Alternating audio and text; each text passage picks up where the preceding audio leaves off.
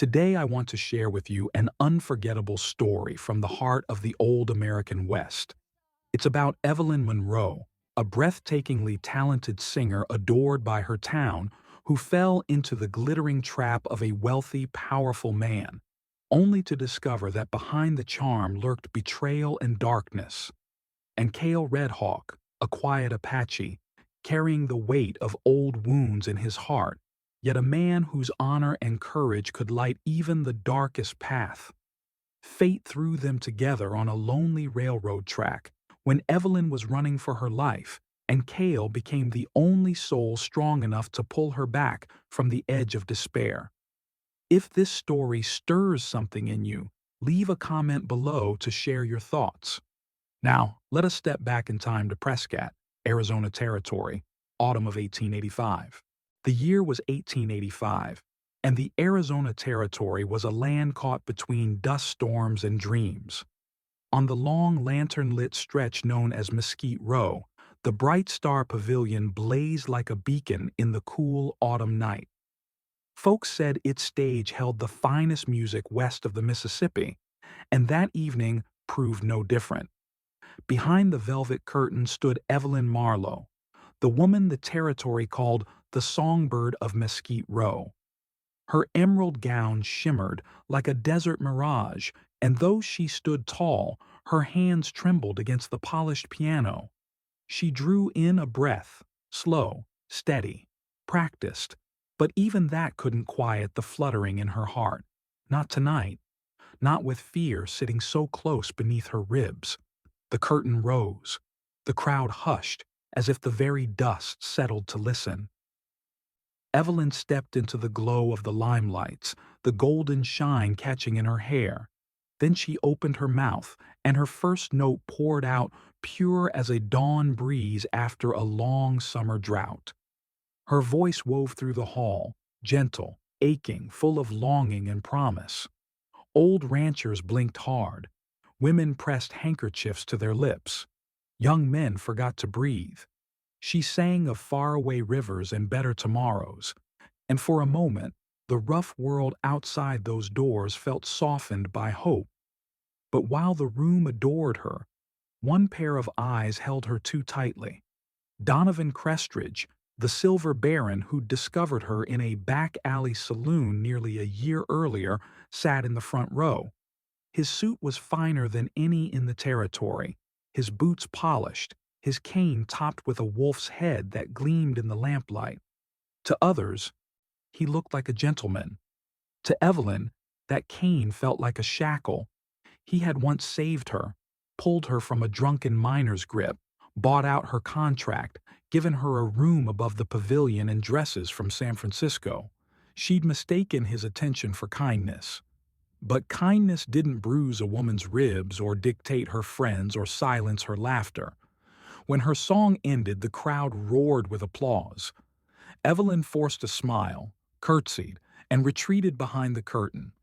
Donovan waited there, lilies in his hand, white and fragrant and suffocating. "You were perfect," he said, but his tone held possession, not praise. "Meet me in my office later. We have matters to resolve." "Of course, Mr. Crestridge," she whispered. He walked away, cane tapping like a countdown. She waited for the sound to fade, then slipped toward her dressing room, only to stop Stop short her! when voices Don't let her drifted get from the away! shadowed corridor near Donovan's office. His voice, smooth, cold. "Before winter ends, my wife's unfortunate accident will be complete." And the little songbird, a pause, a low laugh. "She's become a liability." A second voice, rough, hardened. "I'll take care of both." Evelyn's world shattered. Her breath caught. She stepped back, heart pounding so loud she feared they'd hear it. She didn't return to her dressing room. She ran, out the side door into the cold night air thick with coal smoke from the rail yard.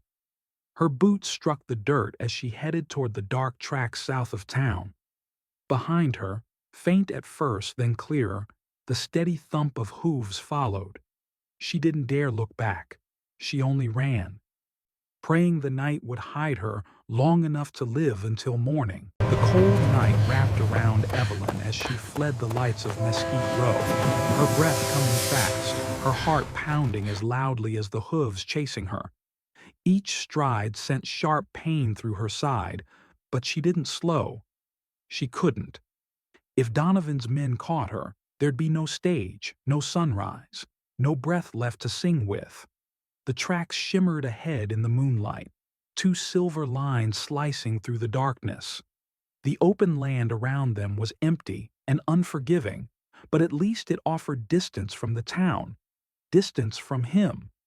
Evelyn sprinted across the rails, skirts tangling around her legs. Her boot caught on a raised timber, and she pitched forward, the cold metal of the track slamming against her temple. For a second the world went white, spinning, her stomach churning. When she tried to stand, her skirt snagged hard between the ties, and then she felt it, a faint hum beneath her knees. A vibration in the rails. A train was coming. Panic clawed up her throat.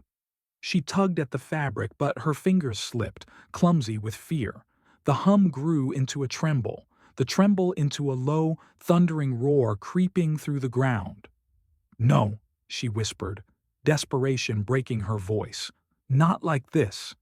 Please, not like this." Behind her, the hoofbeats had disappeared, for the moment. But another peril screamed toward her, unstoppable, merciless. She yanked again, tearing at the velvet, her breath sharp and frantic. The light of the locomotive's headlamp pierced the darkness in the distance. Then, a new sound. A single horse galloping hard.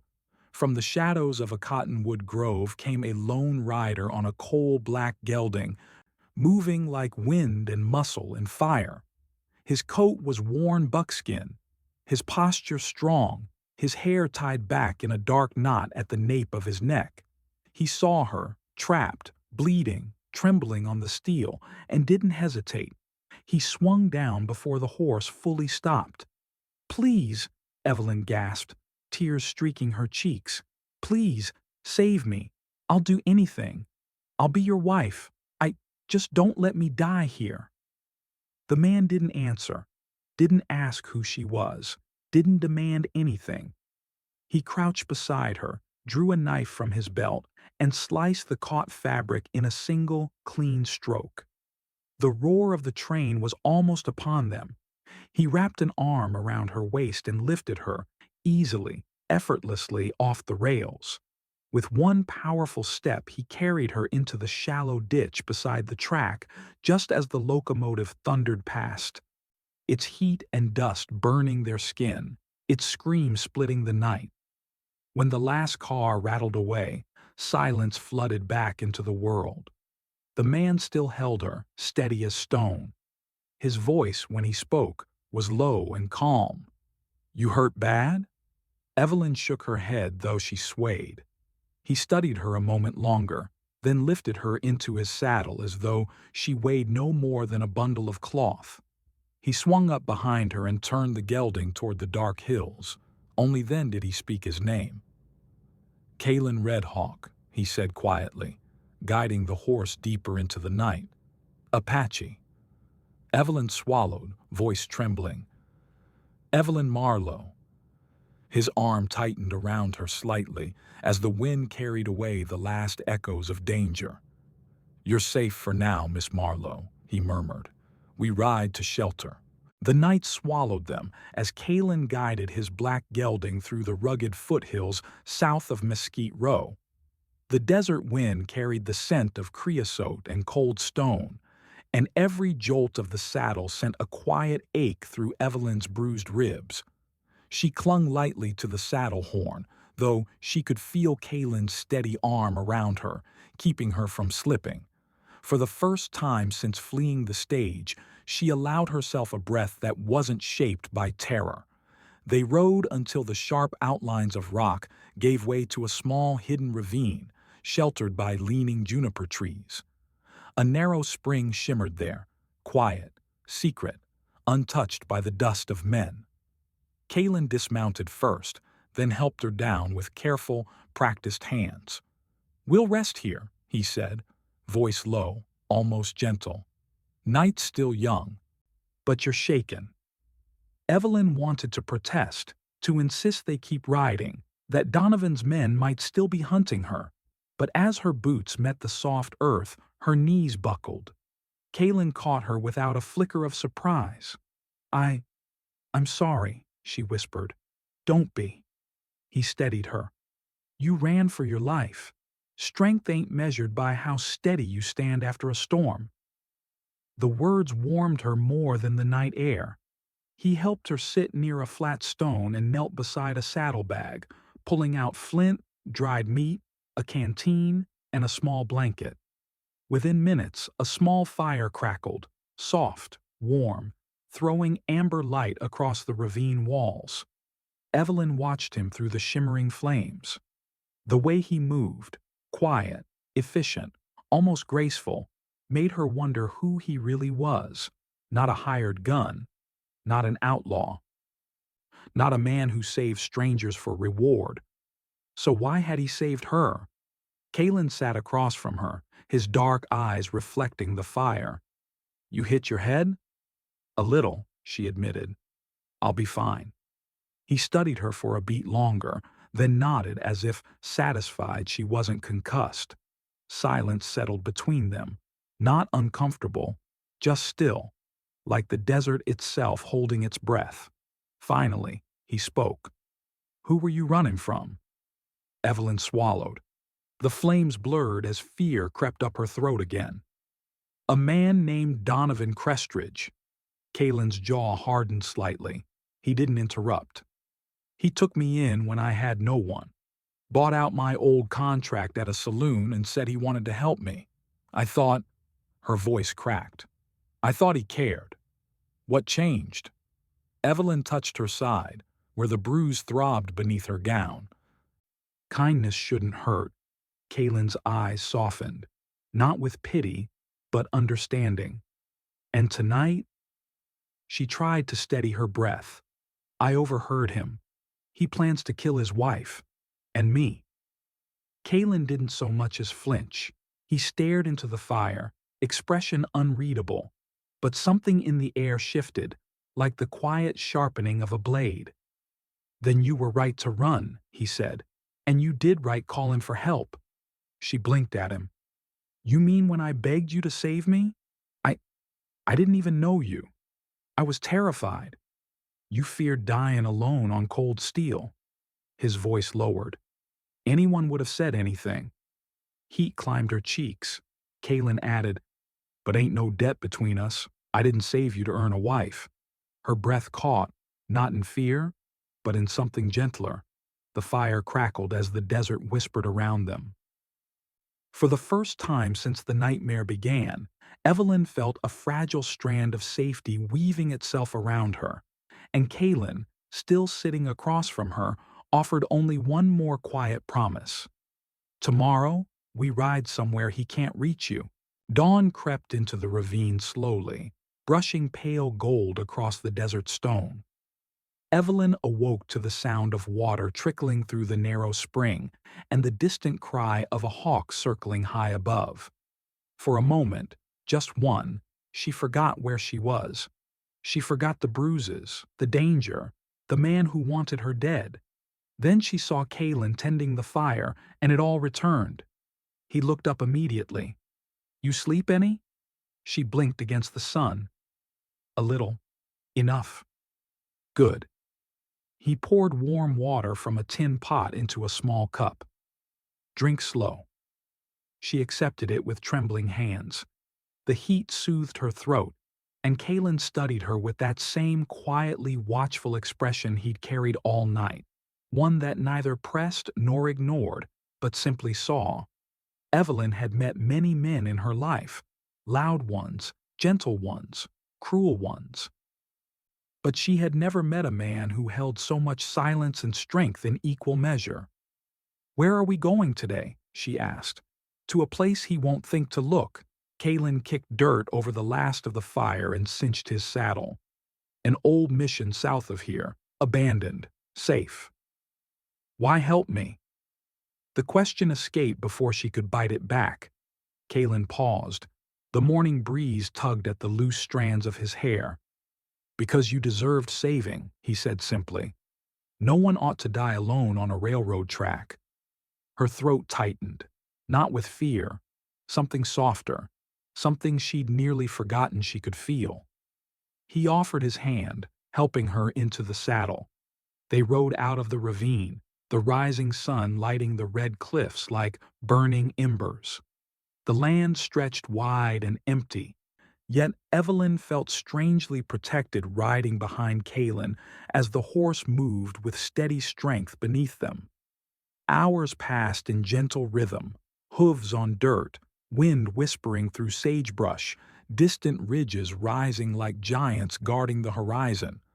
Occasionally, Kalen pointed out small tracks or the shape of a bird overhead, speaking in a calm, low tone that made fear loosen its grip on her ribs. You know this land well, Evelyn said. Grew up wandering it, he replied. My mother was Apache.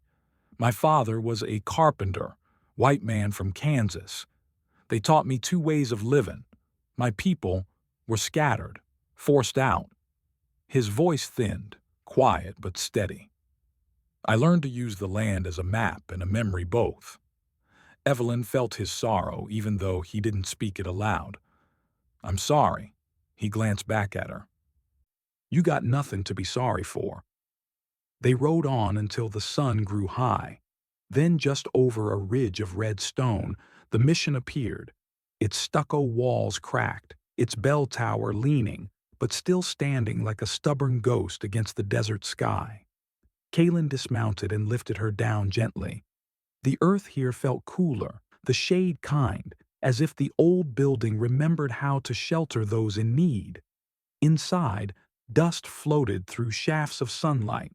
The benches were worn, the altar empty, but the space felt sacred all the same. This'll be home for a day or two, Kalen said, long enough for your head to clear, long enough to heal. She turned toward him, toward the man who had risked everything for a stranger, and something warm fluttered in her chest. She didn't understand it fully, not yet, but she felt it settling there, quiet and certain. Kalen, she whispered, you saved my life. His gaze held hers, steady, unwavering. Then I reckon I'll keep saving it until you're safe for good. Outside, the wind rustled the desert grass like a whispered blessing. For the first time in months, Evelyn dared to hope. Donovan Crestridge's office smelled of cigar smoke, gun oil, and the faint metallic tang of rage barely contained. Morning light filtered through the tall windows, catching dust in the air like drifting sparks. Donovan stood behind his polished mahogany desk, fingers drumming the wolf-head cane that leaned against it. Before him knelt one of his riders, mud-splattered, panting, hat in trembling hands. You're telling me, Donovan said, voice low and dangerously calm, that a little stage singer outran you? No, sir. She got away on foot. I mean, she... Donovan stepped closer. The rider flinched as the Baron's shadow swallowed him whole. Say it plainly. The man swallowed hard. She jumped the tracks, sir, and someone, some Indian-looking fella, pulled her out from under a train, real quick. The horse he rode, black as night, fast. Donovan's jaw tightened. Redhawk. The rider blinked. Sir? I know who it is. Donovan turned to the window, gripping his cane with white-knuckled intensity. A ghost of a man. Apache blood, drifter, no ties. I should have ended him years ago. The rider hesitated. What do we do now? Donovan smiled. The kind of smile that made even brave men's stomachs twist. What do we do? We end this obstruction.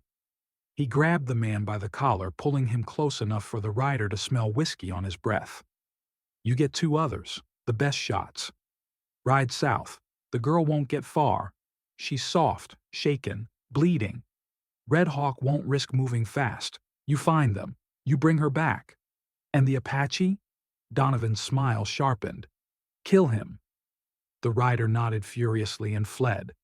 Donovan watched him go before turning back to the window, staring toward the distant hills where Evelyn had disappeared. He whispered her name like a vow and a curse all at once. Evelyn, my sweet songbird, you belong to me.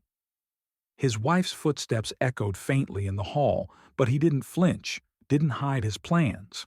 She entered gently, dressed in morning black, eyes red from another sleepless night. She hesitated when she saw the fury etched into his face. Donovan, she murmured. I heard shouting. What happened? Donovan didn't turn. The singer ran away. A foolish decision. His wife stepped closer, voice trembling. Let her go. She never wanted this life. She never wanted... He spun, eyes blazing. She is mine. The words cut the air like a blade. His wife recoiled, pain and fear flickering across her delicate features. You said you were helping her. I saved her, he hissed. From poverty, from filth. I made her a star. She owes me loyalty. No one owes loyalty to a cage, his wife whispered. His cane struck the floor with a violent crack. She gasped, stepping back. Donovan towered over her, trembling with a fury he barely contained.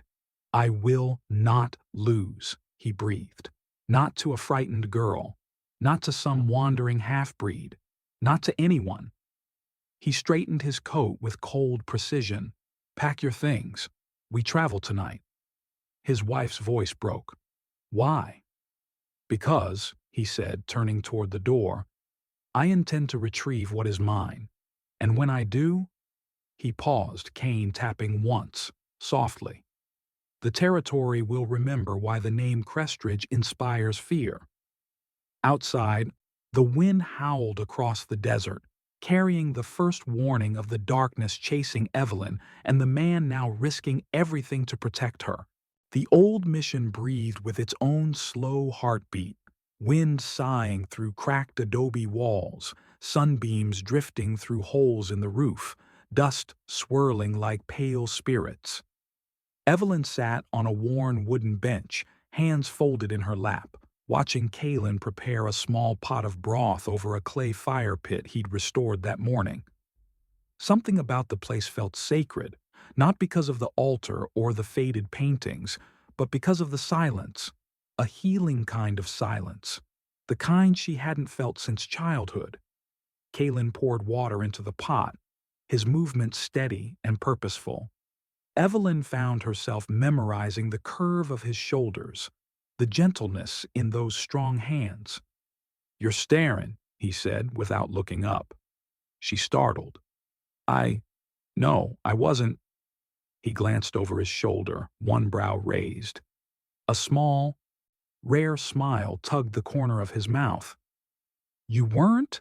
Heat rushed to her cheeks. I was thinking. About last night? The bruise on her ribs pulsed at the memory, the tracks, the approaching train, the terror that had clawed at her lungs. But that wasn't what lingered most vividly. It was his arms lifting her, his voice steadying her, his promise in the firelight. A little, she admitted. Kalen returned his attention to the pot. Fear fades slower than pain. That's normal. But fear wasn't the only thing living in her chest anymore. Something far gentler had begun to bloom. Evelyn hesitated. Kalen? You didn't have to stop for me. Most men wouldn't risk themselves for a stranger. He shrugged lightly. Most men ain't me. But why? She pressed softly. Why turn your horse around for someone screaming on a railroad track? Kalen set the ladle down. The fire flickered across his face, catching the quiet shadows in his eyes. I've lost people, he said slowly. My tribe, my family, too many. Some to sickness, some to soldiers, some to plain bad luck. He paused, breath steady. I know the sound of someone calling for help with their last breath, and I know what it means when no one comes. Evelyn's heart twisted. I'm sorry. He shook his head. Don't be. Those memories taught me something important. His gaze met hers. Steady. Grounding. If you hear a cry, you answer it. Doesn't matter who it is. Doesn't matter the risk. A life is a life. A warmth spread through Evelyn's chest, stronger than the desert sun, gentler than prayer. You're a good man. Kalen, his expression shifted. Something unreadable, something he wasn't used to hearing. Good's a big word. Well, she said softly, you saved me without asking for anything. That means something. Maybe. He looked away, voice low. But you should know, helping you means I'm on Crestridge's bad side now. And that man don't forgive. Fear pricked her spine. Then I should go. I shouldn't drag you into this. Kalen's answer was instant, firm. You're not dragging me anywhere. I made my choice. The words wrapped around her like a blanket. Before she could respond, the faint, distant echo of hooves drifted into the old mission's silence. Kalen stiffened, head lifting sharply. His hand rested on the rifle leaning against the wall. They found us quicker than I thought, he murmured. Evelyn's breath froze. Kalen stood, eyes narrowing toward the open doorway. Stay behind me, Evelyn, he said, voice turning steel. Crestridge's men are coming. The echo of hoofbeats grew louder, steady, purposeful, hungry. Evelyn's pulse quickened. She backed toward the mission's cracked wall as Kalen moved with swift, silent precision. He grabbed his rifle, checked the chamber, and jerked his chin toward her. Stay low. Don't move unless I say. Evelyn crouched behind the altar, heart hammering so fiercely it almost drowned the sound of the approaching riders. But nothing could smother the fear tightening her throat. Kalen positioned himself near the doorway, half hidden by the shadows. He melted into them as if they'd been carved for him, his buckskin coat blending seamlessly with the worn adobe. The hooves stopped. Silence followed. Too sudden. Too perfect. Then a gruff voice called out, Redhawk, we know the girl's with you.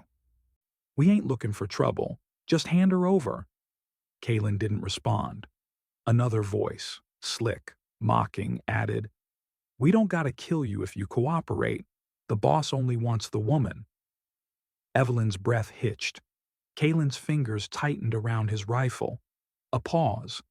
Then Kalen's voice emerged, quiet, firm, unshakable. You ain't taking her. A harsh laugh. Didn't figure you'd make this easy. Boots hit the ground outside. Evelyn dared a peek around the edge of the altar. 3 men stood in the sunlight.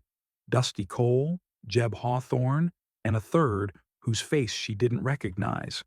Hardened gunmen, all loyal to Donovan Crestridge. Dusty spat into the dirt. Thought you were smarter than this, Redhawk. Must be the girl clouding your judgment, Jeb sneered.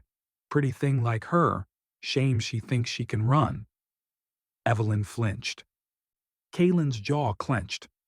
You got one chance, Dusty said, cocking his pistol. Step aside. Kalen stepped forward instead. The gunfight exploded before Evelyn could blink. A crack split the air.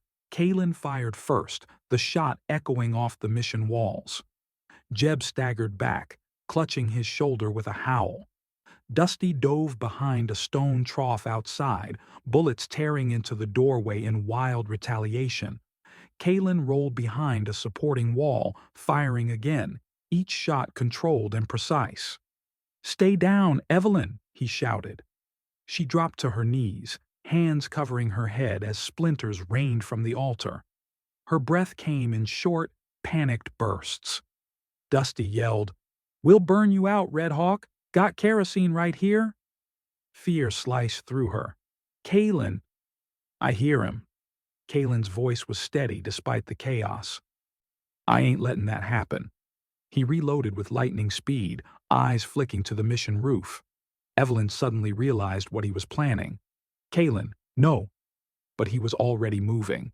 He sprinted across the open aisle, slid behind a fallen pillar, and leapt onto the leaning wall near the doorway.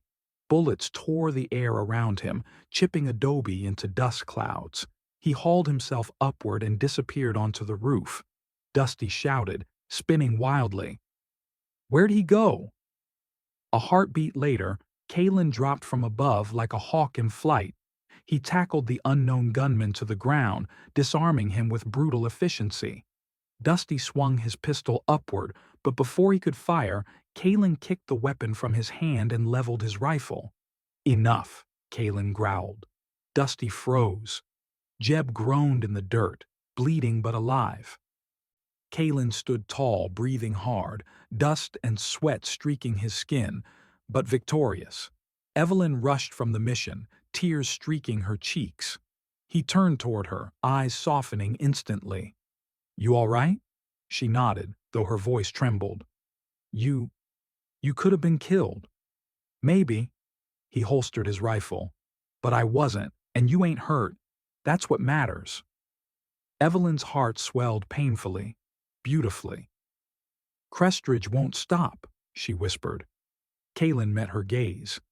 "Then we don't hide anymore." He looked beyond the fallen men, toward the horizon. "We end this." The desert wind carried the scent of gunpowder long after the last echo of the shootout faded.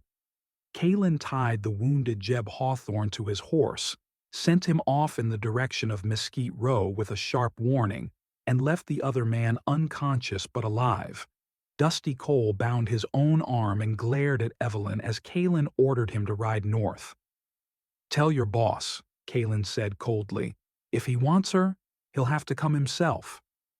Dusty's eyes narrowed with fear and fury, but he obeyed. The second he vanished over the ridge, Kalen turned to Evelyn. The firelight of the gunfight still flickered in her eyes. "We can't stay here now," he said. "Crestridge will come with more men." Evelyn swallowed. "Then where do we go?" Kalen brushed dust from his coat, thinking. "There's a town south of here, Saddlebrook. Sheriff there's honest, tough. He won't bow to Crestridge's coin." Evelyn hesitated, arms wrapping around herself. "Kalen, Donovan is powerful. He owns judges, rangers. Even the newspapers print what he pays them to print. If you go against him, I ain't going against him." Kalen stepped closer, his voice lowering. "I'm protecting you. That's different." She looked up.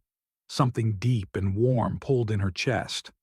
"You could still walk away," she whispered. "Save yourself." "And leave you?" His voice softened. "Not a chance." The air between them thickened, vulnerable, unspoken, fragile. Evelyn felt something trembling inside her, not fear this time, something far gentler. Kalen slowly lifted his hand, stopping just before touching her cheek. "We'll get you safe, Evelyn, and then, if you want, we'll figure out the rest." Her breath caught. "I want—" But the words tangled in her throat. She wasn't ready, not yet, but she wasn't afraid of the feeling anymore. Kalen nodded once, understanding without needing to hear it.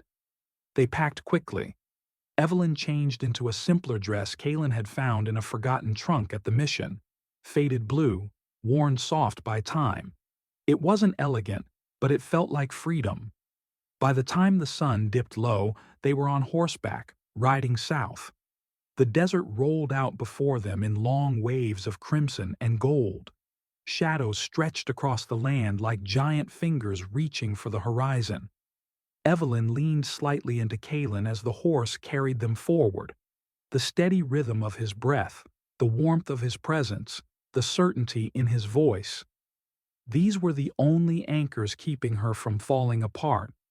As they rode, she asked quietly, "Kalen, do you think I'll ever be free of him?" His answer was slow, thoughtful.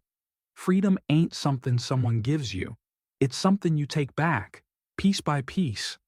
She nodded, letting the words settle deep. They stopped at a small overlook as the last light of day bled across the cliffs. Kalen helped her down, his hands lingering a moment longer than necessary. "Beautiful place," he murmured. Evelyn gazed at the desert glowing under twilight. "I never realized the world could look like this." "You never had the chance," he said softly, "when you were with him." She turned to him, really turned, and for the first time since the nightmare began, she allowed herself to smile. It was small, trembling, but real. Kalen's breath hitched. Suddenly, the distant thunder of hooves shattered the stillness. Kalen grabbed her arm. "Down!" They dropped behind a fallen log as 6 riders crested the ridge, silhouetted against the dying sun. At their center rode a tall, imposing figure with a wolf-head cane strapped to his saddle. Donovan Crestridge had come for her himself, and he wasn't alone. Evelyn's pulse stuttered. Kalen's hand found hers, grounding her. "This ends tonight," he whispered. Night had fully swallowed the desert when Kalen and Evelyn crouched behind the log. The 6 riders, led by Donovan Crestridge himself, were like shadows come to life, men who thrived on fear. The wind whispered through the canyons, carrying the scent of sweat and leather and the faint metallic tang of danger. Kalen tightened his grip on his revolver. "Stay close," he murmured. Evelyn's fingers found his, trembling slightly. She drew courage from his calm, steady presence. Crestridge dismounted, his boots kicking up dust, cane tapping against the hard earth. He stopped just over the crest, scanning the horizon. His eyes, cold and calculating, seemed to pierce the darkness. "You thought you could run, Evelyn," he called, voice booming like a cannon. "You belong to me, always." Evelyn's chest tightened. The words stung, but they no longer held power, not fully. She looked at Kalen, who gave her a small, reassuring nod. "We're not your prize anymore, Crestridge," Kalen shouted, stepping into the open. "Not now, not ever." Crestridge's lips curled into a sneer. Brave words from a dead man. He signaled, and the other riders fanned out, trying to encircle them. Kalen moved like a shadow, precise and quick, cutting across the sand. Bullets whistled past, some striking close enough to kick up sparks and dust. Evelyn ducked instinctively, heart hammering, but Kalen's presence never left her sight. "You're not just fighting for your life," he said mid-stride. "You're fighting for hers, too." For the first time, Evelyn felt the full weight of what he meant. She wasn't helpless anymore. Fear had no dominion over her. She drew her own pistol, trembling at first, then steadier as she fired. Each shot was a declaration. She could stand, she could fight, she could survive. Minutes stretched like hours, each heartbeat echoing in the canyon walls. Crestridge's men faltered under Kalen's strategy and Evelyn's newfound courage. Dust flew, gunfire crackled, and the moonlight painted the scene in stark silver and shadow. Finally, it came down to Crestridge and Kalen, face to face, breath heavy and weapons ready. Crestridge swung his cane with a vicious snarl. Kalen dodged and countered, his revolver finding the perfect moment. A single shot rang out. Crestridge collapsed, stunned and defeated, the cane slipping from his hands. Silence fell. The desert seemed to hold its breath. Evelyn ran to Kalen, and they embraced, relief and exhaustion washing over them in equal measure. Tears streaked her face, not of fear this time, but of gratitude, of survival, of the sheer miracle of living through it. "You did it," she whispered. "No," Kalen said softly, brushing the hair from her face. "We did it. Together." The remaining riders scattered into the night, leaving only the 2 of them under the star-filled sky. The first streaks of dawn painted the desert gold, and Evelyn felt the weight of terror lift from her shoulders. For the first time in years, she breathed freely, knowing she was truly safe. And as she looked at Kalen, she realized that freedom wasn't just escaping danger. It was finding someone to trust, someone who would fight for you when the world seemed too cruel. Hand in hand, they began the long ride back toward Saddlebrook. Behind them, the The desert was silent, but ahead was hope, love, and a future they would carve together. The sun rose over Saddlebrook in a gentle golden haze, brushing the town in warmth and light. After weeks of chaos and fear, the streets were quiet, almost serene. Kalin and Evelyn rode slowly, letting the rhythm of their horses soothe the tension still coiled in their muscles. Every step toward home felt like shedding a layer of the past, a past marked by danger, loss, and shadow. Children ran past, waving and laughing, and neighbors stepped outside to watch them return. Whispers of relief followed them. They made it. They survived. The town had feared the worst, but now hope had returned with their triumphant arrival.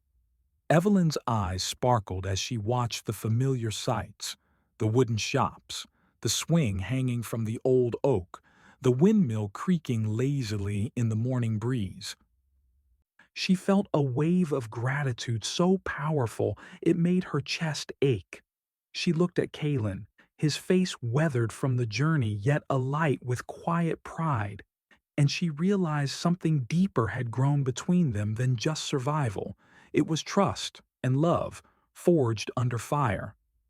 They dismounted near the old chapel at the edge of town. The bells rang faintly, stirred by the morning wind, a soft, jubilant song of a town ready to heal. Kalin helped Evelyn down from her horse, and she grasped his hand tightly, savoring the simple human connection after weeks of uncertainty. "Do you think we're really done?" she asked, a small, nervous laugh escaping her lips. "For now," Kalin said, "and when trouble comes again, we face it together." He smiled, a warmth in his eyes that made her heart swell. "But today is ours." Word of their victory spread quickly. Neighbors came out with smiles and tears, greeting them with embraces, handshakes, and congratulations.